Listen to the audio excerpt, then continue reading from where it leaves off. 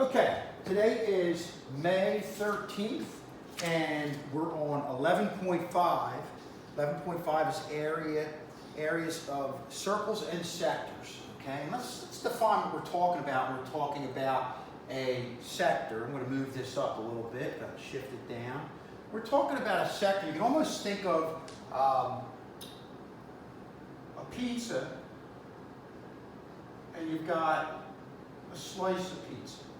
Okay, we're going to find the area of this sector. We've kind of led ourselves up to that. We took the arc. We were kind of really talking about that, but today we're going to officially introduce the sector and talk about the area of the sector. And we're going to have a formula, just like we had a formula for arc length. We're going to have a formula for area of a sector. Okay. Okay. First thing we're going to review is area of a circle. Area of the circle, as you guys know, you've done this before, is pi times radius squared.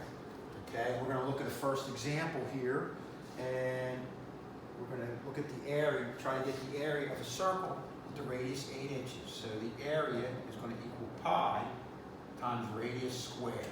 And again, we do this, make sure you're squaring this first. It's going to be area equals pi times 8 squared. We don't want to multiply pi times 8 and then square it. We want to square the 8 first. Okay, that just goes back to order of operations. And we're going to get an area of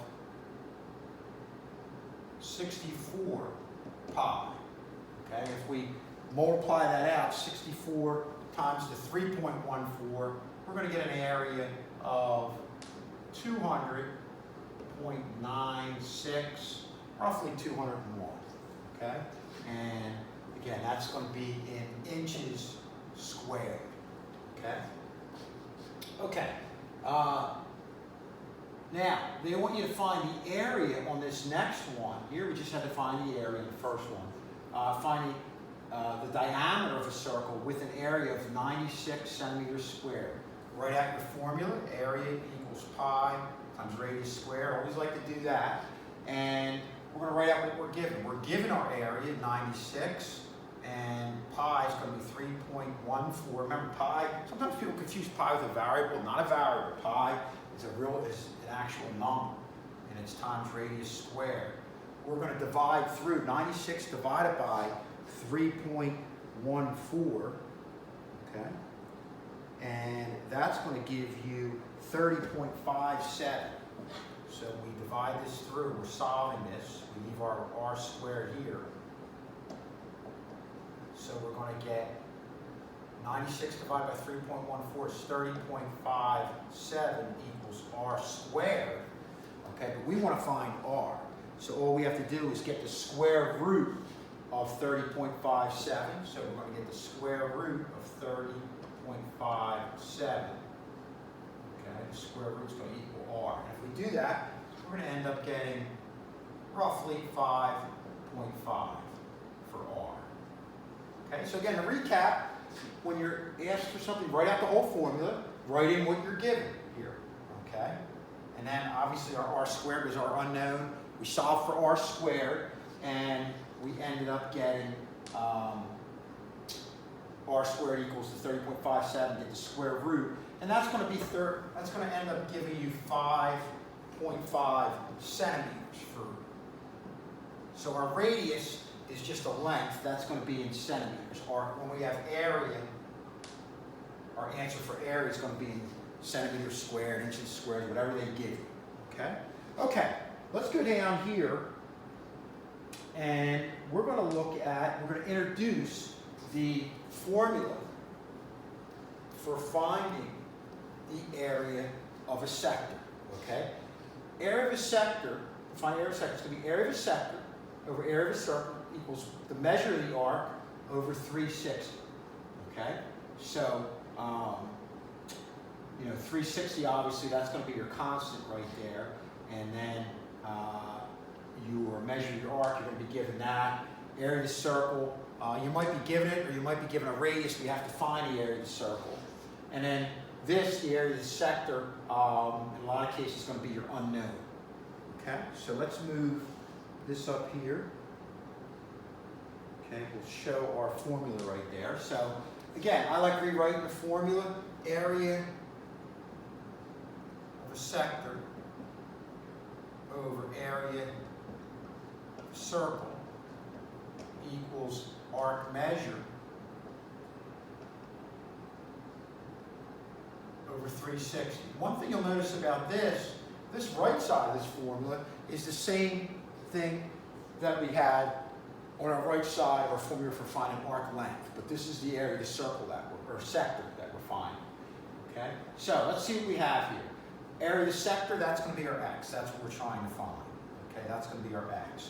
Our area of the circle is going to be pi times radius squared. Let's just go over here and do that. Our area of the circle equals pi times radius squared.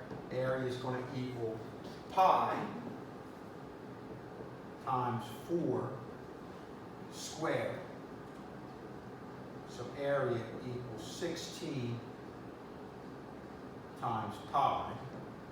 Okay, area is going to equal 16 times 3.14. Put a parenthesis around that. 16 times your 3.14.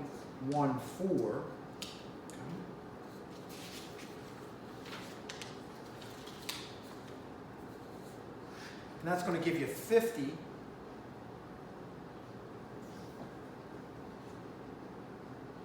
0.24. So when we multiply this, the 16 times 3.14, that's going to equal 50.24. And again, that's going to be in, well, they don't have units, but whatever the units are square. Okay, we eventually come down to an answer.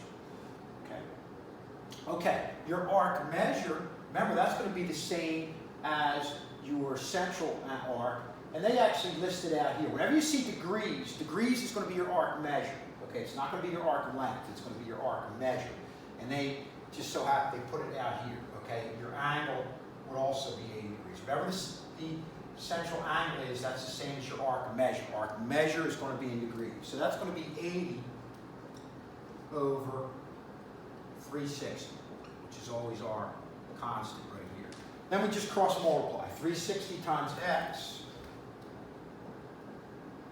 equals 80 times 50.24. Okay. So we're going to end up getting, for this one, 360x equals 4,019.2. 4,019.2. That's when we multiply this. Okay, let's double check that. Our 50.24 times 80.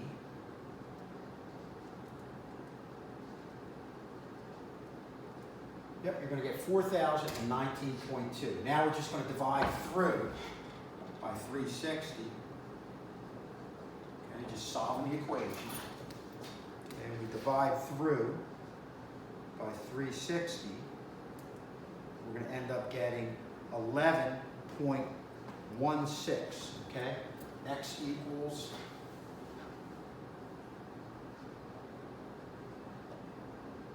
11.16, and that's going to be our area of our sector, okay? And you could put that as units.